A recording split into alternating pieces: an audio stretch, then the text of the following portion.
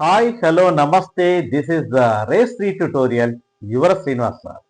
ఈరోజు మనం చర్చించేటువంటి టాపిక్ ఏదంటే ప్రేరణార్థక వాక్యం, అకర్మక సకర్మక వాక్యాలు, కర్తరహిత క్రియారహిత వాక్యాల గురించి చర్చిస్తాం. So please subscribe my channel. Let's start. ప్రేరణార్థక వాక్యం. సో ఈ ప్రేరణార్థక వాక్యంలో క్రియలో కంపల్సరీ ఏమొస్తుందండి? ఇంచు అనే ప్రత్యయం చేరుతుంది. తెలుసు కదా మనకు. ఆమె అన్నం తినిపించింది. తినిపించింది అంటే ఏందండి? మనకు క్రియ కదా. క్రియలో ఏం చేరాలండి? ఇంచు. తినిపించు, పించు, ఇంచు అనేటువంటి ప్రత్యయం చేరింది కాబట్టి ప్రేరణార్థక వాక్యం. ఇంకో ఎగ్జాంపుల్ చూద్దాం. First example, second example. ఆమె ఆయనను ప్రేమించింది. ప్రేమించింది అనేది ఇక్కడ క్రియ. ఇక్కడ ఇంచు, ప్రేమించు, ఇంచు అనేటువంటి ప్రత్యయం చేరింది కాబట్టి ఇది కూడా ఏంటండి? ప్రేరణార్థక వాక్యం. సో నెక్స్ట్ చూద్దామా? అకర్మక సకర్మక వాక్య. ఏంటి సార్ సపరేట్గా రాశారంటే ఇది చాలా జాగ్రత్తనండి. అకర్మక వాక్యం అంటే ఇక్కడ ఇచ్చినటువంటి ఎగ్జాంపుల్ ఇదుతాడండి. ఎగ్జాంపుల్ ఇచ్చి అది ఏ వాక్యం అని అడుగుతాడు. చాలా జాగ్రత్తగా అకర్మక వాక్యం, సకర్మక వాక్యం చూద్దాం. అకర్మక వాక్యంలో కర్మ ఉండదు, కానీ సకర్మక వాక్యంలో ఎస్ కర్మ ఉంటుంది. అకర్మక అద్దండి, అద్దు, కర్మ వద్దు, సో కర్మ ఉండదు. ఎస్ కర్మ ఉంటుంది. ఎవరిని, దేనిని అనే ప్రశ్నలకు అసలు ఇక్కడ ఉండదు, చావే లేదు, ప్లేసే లేదు, అదానికి అవకాశమే లేదు. కానీ ఎవరిని, దేనిని అనేటువంటి ప్రశ్నలు రావడం జరుగుతుంది ఇందులో సకర్మక వాక్యం. So that is the difference between అకర్మక వాక్యం అండ్ సకర్మక వాక్యం. చాలా జాగ్రత్తగా గుర్తించండి. చూద్దాం. ఎగ్జాంపుల్ చెప్తే మనకి ఇది అర్థం. అన్నం ఉడికింది. ఇందులో కర్మవాక్యం ఉందా అండి? లేదు. సో ఇక్కడ కర్మ లేదు. మరి ఏంది? ఎవరిని, దేనిని ప్రశ్నలకు తాముందా? అన్నం ఉడికింది. అన్నం ఇక్కడ ప్రశ్న లేదు కాబట్టి అన్నం ఉడికింది అనేది అకర్మక వాక్యం. సోము నిద్రించాడు. ఇందులో కూడా కర్మ లేదు. దాంతోపాటు ఎవరిని, దేనినటువంటి ప్రశ్నలు కూడా లేవు కాబట్టి ఇది ఏ వాక్యం అండి? అకర్మక వాక్యం. కానీ సకర్మక వాక్యంలో చూద్దాం ఎగ్జాంపుల్. అతను పిలిచాడు. అతను అనేది మనకేం తెలుసు కదండి? కర్మ. సో ప్రస్తుతి కర్మ ఉన్నది. ఓకే. పిలిచాడు. ఎవరిని పిలిచాడండి? నన్ను పిలిచాడా? నిన్ను పిలిచాడా? ఎవరిని పిలిచాడు? సో ఎవరిని అనేటువంటి ప్రశ్న ఉంది, ప్రశ్న అవకాశం ఉంది కాబట్టి ఇది ఏంటండి? సకర్మక వాక్యం. నెక్స్ట్ చూద్దాం. వాల్మీకి రాశాడు. వాల్మీకి రాశాడు. వాల్మీకి అనేది కర్మ ఉంది, కానీ వ్రాశాడు. ఏం రాశాడండి? రామాయణం రాశాడా?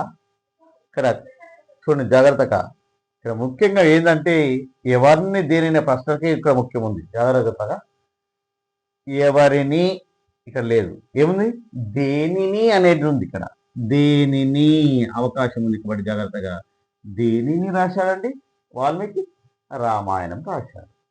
సో దేనిని అనేటువంటి ప్రశ్న ఇక్కడ వస్తుంది కాబట్టి అదే వాక్యం అండి? సకర్మక వాక్యం. సో మీరు గుర్తించారు. అకర్మక వాక్యం లోపల కర్మ ఉండదు, ఎవరిని, దేనినటువంటి ప్రశ్నలకు తావులేదు.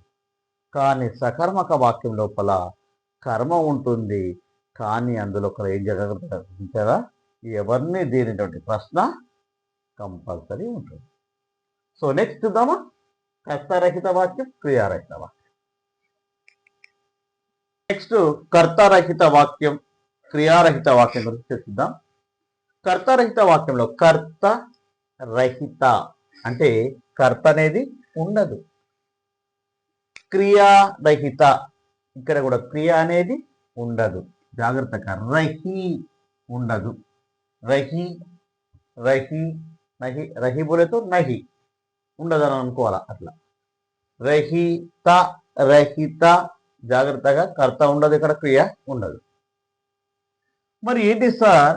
క్రియాస్థానం లోపల ఉంది, జాగ్రత్తగా ఉంది అనే పదం రావడాన్ని కర్తారహిత వాక్యంగా గుర్తించడం.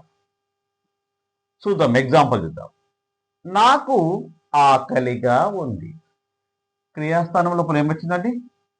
ఉంది వచ్చిందా లేదా? కాబట్టి ఏ వాక్యం అండి? కర్తారహిత. ఆయనకు ఆహ్లాదంగా ఉంది. ఉంది, ఇది కూడా క్రియాస్థానం కదా. క్రియాస్థానంలో ఏమొచ్చింది? ఉంది. కాబట్టి ఏ వాక్యం అండి? కర్తారహిత వాక్యం. మరి క్రియారహిత వాక్యం లోపల ముఖ్యంగా క్రియ ఉండదని తెలుసుకున్నాం మనం.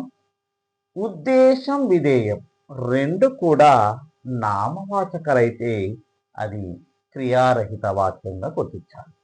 క్రియ ఉండదు. చూద్దాం, ఎగ్జాంపుల్ చూద్దాం. కలాం మేధావి, ఇట్లా ఇచ్చింది అనుకో.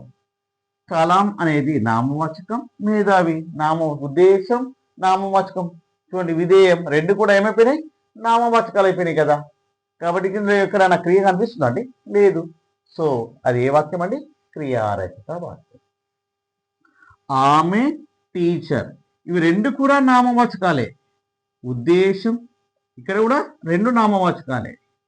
అంటే ఇక్కడ ఏం జరిగిందంటే ఉద్దేశం కానీ లేక విధేయం కానీ రెండు కూడా నామవాచకాలైతే అది క్రియారహిత వాక్యంగా గుర్తించాలి.